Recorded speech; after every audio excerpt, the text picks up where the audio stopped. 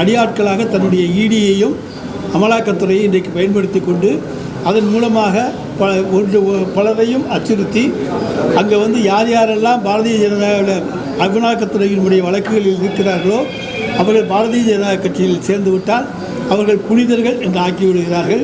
சேராதவர்கள் மீது பழிவாங்கும் நடவடிக்கை தொடர்ந்து கொண்டிருக்கின்றது.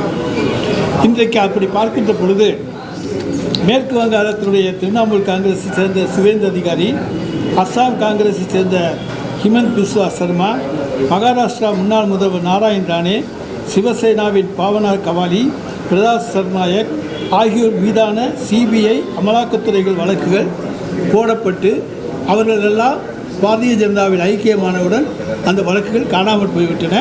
எங்கேயாவது அந்த வழக்குகள் நிலுவையில் உள்ளனவா என்று சொல்ல முடியுமா? எனவே அமலாக்கத்துறையை இன்றைக்கு ஒரு கேடயமாகத்தான் அவர்கள் பயன்படுத்துகிறார்கள் என்பதற்கு இது ஒரு எடுத்துக்காட்டு. இன்றைக்கு காலையில் பாரதிய ஜனதா கட்சி சென்னையில் ஒரு ஊழல் நடத்த அனுமதி கட்டி கிடைக்காத சூழ்நிலையிலே அதன் தலைவராக இருக்கக்கூடிய திரு அண்ணாமலை அவர்கள் மாண்புமிகு தமிழ்நாடு முதலமைச்சரை பற்றி தவறான ஒரு செய்தியை அவர் ஏவன் குற்றவாளி என்று சொல்லியிருக்கின்றார். முழுக்க இது ஒரு சட்டவிரோதமான செயல். ஏன் இதை சொல்லுகிறோம் என்று சொன்னால், பல்வேறு வழக்குகளுக்கு காரணமாக இருந்தார். அதாவது பாஜகவில் இணைந்தால் சிபிஐ அமலாக்கத்துறை வழக்குகளை முடித்து வைக்கிறோம் என்று பாஜக பேரம் பேசியது ஆம் ஆத்மி கட்சியினுடைய டெல்லி முதல்வராக இருந்த மணிஷ் சிசோடியாவிடம். அவர் சேர மறுத்துவிட்டார். நீங்கள் ஏன் பாஜகவில் இணையக்கூடாது என்று செந்தில் பாலாஜியிடம் அமலாக்கத்துறை கேட்டது என்று நீதிமன்றத்திலேயே அவரது வழக்கறிஞர் கபில் சிபில் அதிர்ச்சி தகவலை சொன்னார். அதைப்போல இன்றைக்கு அமலாக்கத்துறையினுடைய பிடியிலிருந்து அவர்கள் எல்லாம் இன்றைக்கு நான் முன்னே சொன்ன மேற்கு வங்காளத்திலிருந்து ஒரு 7-8 நபர்களை சொன்னேன் அல்லவா, அவர்களெல்லாம் பாரதிய ஜனதாவில் சேர்ந்தவுடன் புனிதர்களாகிவிட்டார்களா அல்லது அவர்களை காப்பாற்றியவர் முதல் குற்றவாளியாக கருதப்படுவாரா என்பதை நீங்கள் எண்ணி பார்த்தாக வேண்டும். அதேபோல் அதானியினுடைய செல் நிறுவனத்திலே முதலீடு செய்யப்பட்டதில் 20,000 கோடி யாருக்கு சொந்தமானது, அந்த பணம் எங்கிருந்து வந்தது என அமலாக்கத்துறை ஏன் நடவடிக்கை எடுக்கவில்லை? பாரத பிரதமராக இருக்கக்கூடிய மோடி அமலாக்கத்துறையிடம் சொல்லி அதானியுடைய செல் விவகாரத்தில் நடவடிக்கை எடுப்பாரா அல்லது ஒன்றிய அரசின் ஆஸ்தான அடியால் அமலாக்கத்துறை மூலமாக டாஸ்மாக் நடத்திய, இன்னும் சொல்லப்போனமையானால் இன்றைக்கு நம்முடைய கர்நாடகாவிலே எடியூரப்பா பசவராஜ் பொம்மை அவர்களுடைய ஆட்சியிலே 40% கமிஷன் அரசு என்ற குற்றச்சாட்டு எழுந்தபோது சட்டவிரோத பணப்பரிமாற்றம் என்று சொல்லி மோடியினுடைய அமலாக்கத்துறை ஏன் நடவடிக்கை மேற்கொள்ளவில்லை? இப்படி இதற்கெல்லாம் காரணமாக இருந்தவர் என்கின்ற அடிப்படையிலே மோடியை நாங்கள் ஏவோன் என்று சொன்னால் அண்ணாமலை ஏற்றுக்கொள்வாரா? எனவே தான் இன்றைக்கு அமலாக்கத்துறையை ஒரு கருவியாக அவர்கள் பயன்படுத்தி கொண்டிருக்கிறார்கள். 1000 கோடி ஊழல் என்று சொல்லுகிறார்கள். ரைடு நடந்து எத்தனை நாள் ஆகிவிட்டது? ஏதாவது ஆதாரம் காண்பித்திருக்கிறார்களா? ஆதாரம் இருக்கிறதா? எங்களுடைய அமைச்சர் செந்தில் பாலாஜி அதை தெளிவாக மறுத்திருக்கின்றார். எதையும் என்றாலும் நாங்கள் சந்திக்க தயார் என்று சொல்லியிருக்கின்றார்கள். டெல்லி பாணிகளே தமிழ்நாட்டிலே அரசியல் செய்து விடலாம் என்று பாரதிய ஜனதா கனவு கண்டு கொண்டிருக்கிறது. தமிழக மக்கள் விழிப்புணர்வு மிக்கவர்கள்.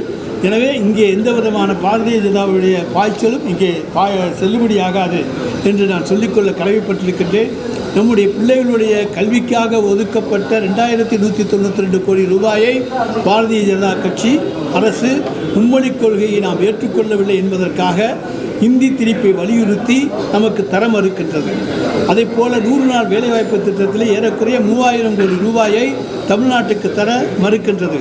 ஆனால் இதையெல்லாம் கண்டித்து இன்றைக்கு மாநிலத்தில் இருக்கக்கூடிய பாரதிய ஜனதா கட்சி தமிழ்நாட்டு மக்களுடைய நலனுக்காக போராட தயாரா? போராடினாங்க ஒற்றை இலக்கத்திலிருந்து 2 இலக்கத்துக்கு வருவாங்க. ஆனால் போராடுவதற்கு அவர்கள் தயாராக இல்லை. ஏனென்று சொன்னால் தமிழ்நாட்டு மக்களுடைய நலனிலே அவர்களுக்கு அக்கறை இல்லை என்பதை நான் இதன் மூலம் தெரிவித்துக் கொள்கின்றேன்.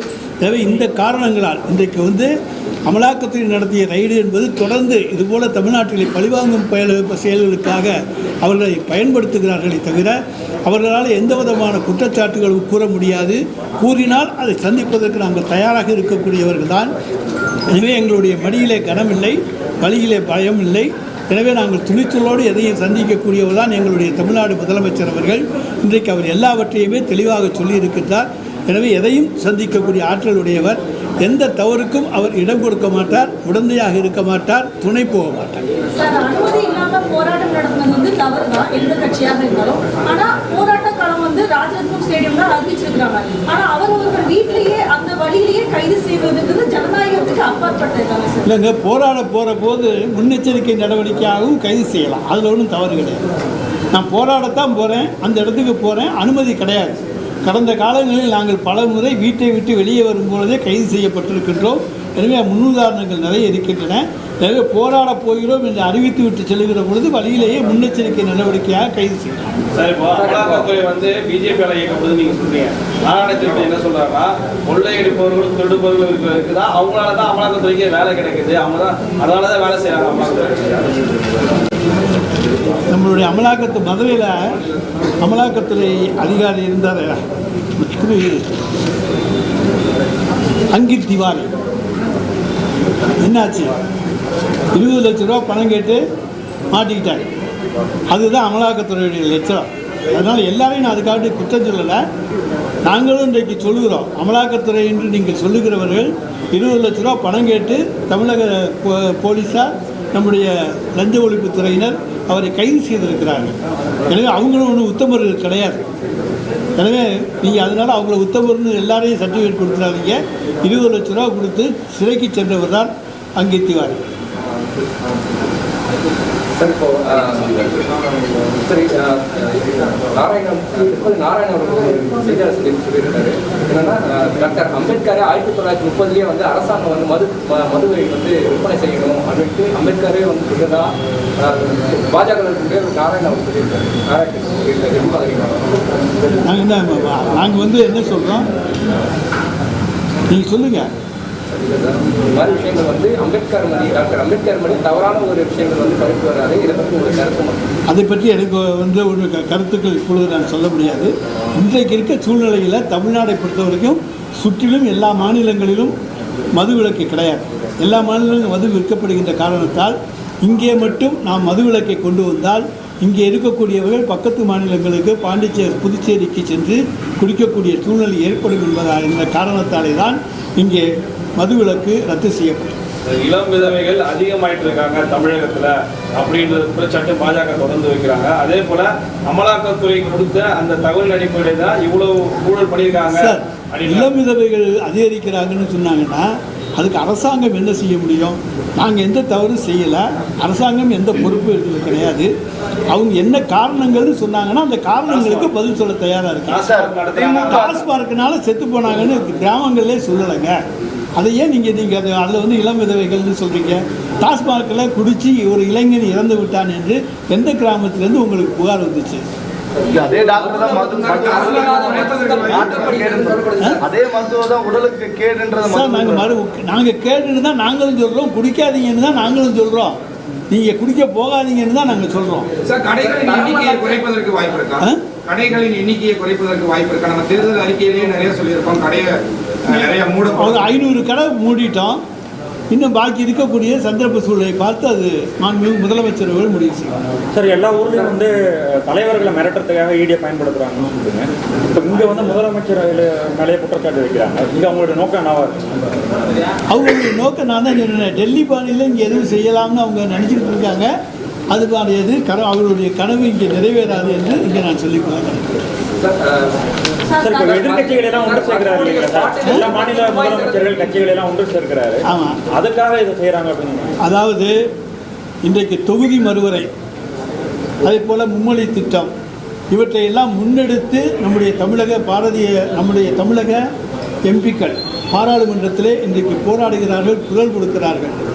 எனவே தமிழக எம்பிக்களுடைய எண்ணிக்கையை குறைக்க வேண்டும் என்பதற்காக தொகுதி மறுவரை என்கின்ற பெயரிலே தொகுதிகளுடைய எண்ணிக்கையை குறைத்து விட்டால் இவர்களுடைய குரல் அங்கே அமுங்கும் என்று அவர்கள் தப்பு கணக்கு போட்டுக் கொண்டிருக்கிறார்கள். எனவே யாரெல்லாம் பாதிக்கப்படுவார்களோ இந்த தொகுதி மறுவரை மூலம் அவர்களையெல்லாம் ஒன்றிணைக்கின்ற சக்தியாக இன்றைக்கு மாண்புமிகு தமிழ்நாடு முதலமைச்சர் அவர்கள் இருக்கிறார்கள். எனவே அதனால் இன்றைக்கு பாரதிய ஜனதா கட்சிக்கு தமிழ்நாடு முதலமைச்சர் மீது தனி கோபம். ஏன்னா இவர் ஒருத்தர் தான் முன்னின்று தைரியமாக எல்லோரையும் ஒருங்கிணைந்து ஒன்றிய அரசுக்கு எதிராக குரல் கொடுக்கின்றார். தன்னுடைய உரிமையை நிலைநாட்டுவதற்காக யார் யாரெல்லாம் பாதிக்கப்பட்டார்களோ அவர்களையெல்லாம் ஒருங்கிணைத்து இன்றைக்கு போராட்டத்துக்கு அழைக்கின்றார் என்கின்ற கோபம் அவர்களுக்கு இருக்கிறது. எனவே நாங்கள் இந்த மாநில உரிமைக்காக போராடுவது ஒரு அடிப்படை. சார், எத்தனை வாட்டி தான் போராட்டம் நடத்தினா முடக்குவீங்க? அறிவிப்பு இல்லாமல் முதலமைச்சர் வீட்டையே முற்றுகையிடுவோன்னு அண்ணாமலை சொல்லியிருக்காங்க. முற்றுகையிட வந்து பார்க்கட்டுங்க, அப்புறம் பார்ப்போம். இப்போ நீங்கள் சொன்னீங்களே வீட்டை விட்டு புறப்படுற போதே கைது பண்ணிட்டாங்கன்னு, முற்றுகையிடுவோன்னு புறப்பட்டு வந்தால் என்ன ஆகுன்னு பார்க்கலாம். சார், மதுபான பாட்டில்களுக்கு 10 ரூபாய் முதல் முறையாக 10 ரூபாய் செலவு செய்திருக்கக்கூடிய மறுபடியும் அதே பாட்டிலுக்கு மறுபடியும் ஒரு 10 ரூபாய் வந்து ஸ்கேம் நடக்குது அப்படின்னு பாஜக சார், அதுதான் இப்போ நீங்கள் ப்ரூவ் பண்ணுங்க சார். சும்மா குற்றச்சாட்டுகள் சொல்லிக்கொண்டே போவது இயற்கை. யார் வேணாலும் யார் மேலே வேணாலும் எந்த குற்றச்சாட்டை சொல்லலாம். இதுவரைக்கும் சொல்லியிருக்க குற்றச்சாட்டுகள் நிரூபிச்சிருக்கீங்களா? சும்மா பொய்யா குற்றச்சாட்டை மக்கள் மத்தியில் ஏதாச்சும் பொய்யா சொன்னால் நம்பிடுவாங்க, திரும்ப திரும்ப சொன்னால் நம்பிடுவாங்க அப்படிங்கிறதுனால பொய்யை திரும்ப திரும்ப சொல்லி கொண்டு போகிறீர்கள்.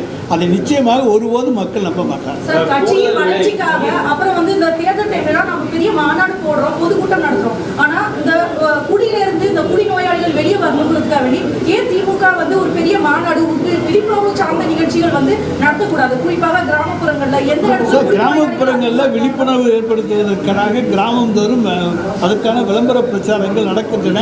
அதற்காக ஒரு தொகை ஒதுக்கீடு செய்யப்பட்டு மது தீமை, அதை யாரும் அருந்தாதீர்கள், குடிக்காதீர்கள் என்று மதுவிலக்கு பிரச்சாரம் அங்கே செய்யப்படுகிறது. நீங்கள் சொல்ற பெரிய மாநாடு போடவில்லையே தவிர தெருதோறும் அங்கே பிரச்சாரங்கள் செய்யப்படும். சார், அமைச்சர் செந்தில் பாலாஜி வந்து சொல்லும்போது சொன்னார் 1000 கோடின்னு முன்னாடி அண்ணாமலை சொன்னார், இடி வந்து அதுக்கப்புறம் தான் சொன்னிச்சு அப்படின்னு சொன்னார். இப்போவும் வந்து முதலமைச்சர் தான் முதல் குற்றவாளின்னு அண்ணாமலை தான் முன்னாடி சொல்லியிருக்காரு. அதாவது நாங்கள் அதை தான் சொல்கிறோம். இன்றைக்கி இடி வந்து ரைடு பண்ணி இப்போ எத்தனை நாள் ஆச்சு? இது வரைக்கும் ஏதாச்சும் ஒன்று கூட அந்த ஆதாரத்தையும் அவங்க வெளியிடலை. ஒரு அமௌண்ட்டை போட்டு அவர் அண்ணாமலை சொன்ன 1000 கோடியே ஈடியும் 1000 கோடின்னு சொல்லுது. திரும்ப திரும்ப அதாவது ஒரு கிளிப்பிள்ளை மாதிரி அண்ணாமலை சொன்னதை சொல்லுகிற கிளிப்பிள்ளையாக அங்கே இடி வந்து அங்கே செயல்பட்டிருக்கிறது. நிச்சயமாக இதில் வந்து நீங்கள் யாரும் நினைக்கிறபடி எங்களுடைய முதலமைச்சரை சிக்க வைக்க முடியாது. அவர் மக்களுக்காக சேவை செய்யக்கூடியவர். இதில் அவருக்கு எந்த விதமான சம்பந்தமும் கிடையாது. ஊழலே நடக்கலை, நடந்தால் தானே அப்புறம் சம்பந்தம். சார், இப்போ கடையே திறந்து வச்சிடறாங்க. அதே போல் மது பாட்டிலுக்கு கூடுதலாக ஒவ்வொரு கடையிலும் 10 ரூபாய் வாங்குறாங்கன்றாங்க. பில் சிஸ்டம் கொண்டு வரணும்னா அந்த பில் சிஸ்டமை கொண்டு வரலன்னு கேள்விக்கிறேன். இந்த பில் சிஸ்டம் கொண்டு வந்திருக்காங்க, போய் நீங்கள் பாருங்கள். எங்கேயாச்சும் யாராச்சும் 10 ரூபா கூட கேட்டாங்கன்னா வந்து சொல்லுங்கள். சார், நேற்று கூட ஒரு வீடியோ வெளியே நீலகிரியில் ஒரு டாஸ்மாக் கடையில் 200 ரூபாய் பாட்டிலுக்கு 240 ரூபா வாங்குறாங்க. அந்த வீடியோ நேற்று கூட இன்ஸ்டாலேருந்து ஃபேஸ்புக்கில் எல்லாத்தையும் வந்து அப்படி குறிப்பிட்ட இதுகள் இருந்தால் நாங்கள் அதை பற்றி விசாரித்து அவர்கள் மீது உரிய நடவடிக்கை எடுத்துக்கொண்டிருக்கிறோம். ஏற்கனவே நடவடிக்கை எடுத்திருக்கிறோம். அப்படி கூடுதலாக யாராவது விலக்கி விட்டால் அது செய்திகள் வெளியே வருமையானால் அவர்கள் மீது உரிய நடவடிக்கை நிச்சயமாக என்னன்னு ஒன் ஷாப்ல இருக்கக்கூடிய பார்கள்ல இதுவரைக்கும் வந்து வரிகள் செலுத்தாத முறையில் இன்னும் வந்து செயல்பட்டு வந்திருக்கா பாஜக சொல்லப்படுது. எந்த கடைக்கு வரி செலுத்தலைன்னு சொன்னாங்கன்னா ஏலம் தான். டாஸ்மாக் அதாவது பார் வந்து ஏலம் தான். ஏலம் எடுக்காமல் எந்த கடை நடத்துகிறாங்கன்னு சொன்னாங்கன்னா நாங்கள் அந்த கடையை பார்த்தோம். எங்களுக்கு தெரிந்தவரை எல்லாமே டெண்டர் வைத்து ஏலம் நடத்தப்பட்டிருக்கிறது. ஏலத்தொகை வசூலிக்கப்படுகிறது.